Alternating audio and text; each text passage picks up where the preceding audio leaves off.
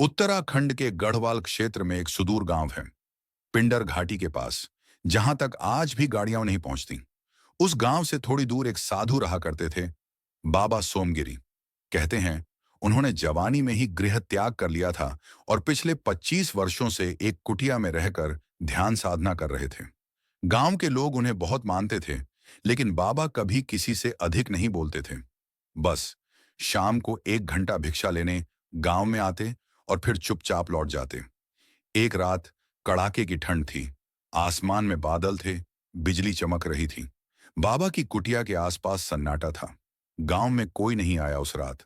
अचानक बाबा की आंखें ध्यान में बंद थीं। तभी किसी ने दरवाजा खटखटाया। कौन? बाबा ने अंदर से पूछा। कोई उत्तर नहीं आया। दरवाजा खुला। सामने एक 10-12 साल का लड़का खड़ा था, भीगा हुआ, फटे पुराने कपड़े, नंगे पैर। बाबा बोले, इस तूफान में यहां कैसे आया रे? लड़का बोला, मुझे बहुत भूख लगी है बाबा, कुछ खाने को मिलेगा? बाबा ने उसे अंदर बुलाया, सूखे कपड़े दिए, थोड़ा चावल और दाल गर्म की और लड़के को खिलाया। फिर बोले, रात यहीं सो जा, सुबह भेज दूंगा गांव में। लड़का मुस्कुराया, चुपचाप सो गया। सुबह बाबा उठे, पर लड़का नहीं था। बिस्तर ठीक ठाक, जैसे कोई आया ही नहीं हो। बाबा को अजीब लगा। वे बाहर निकले।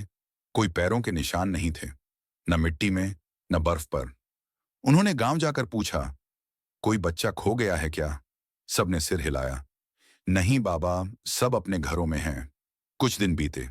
बाबा फिर ध्यान में बैठे थे। उस रात उन्हें स्वप्न में वही लड़का दिखा, उज्जवल शरीर, दिव्य मुस्कान। लड़का बोला, बाबा, आपकी सेवा स्वीकार हुई। मैं कोई साधारण बच्चा नहीं था, मैं वही था जिसकी साधना आप कर रहे थे, नारायण स्वयं। जब तक सेवा बिना शंका के नहीं होती, तब तक साधना अधूरी रहती है। आपने भोजन कराया, बिस्तर दिया, बिना कोई प्रश्न पूछे। अब आप पूर्ण हो गए। सुबह जब बाबा उठे, उनकी आंखों से अश्रु बह रहे थे। वे चुपचाप मुस्कुराए और उस दिन से उन्होंने गांव में सेवा करना शुरू किया। अब वे सिर्फ साधना नहीं करते थे, बल्कि हर दिन गांव के बच्चों को पढ़ाते, बीमारों की देखभाल करते और हर आने वाले को प्रेम से भोजन कराते। सीख: सच्ची साधना केवल ध्यान में नहीं, सेवा में भी होती है। कभी कभी परमात्मा खुद परीक्षा लेने किसी और रूप में आ जाता है।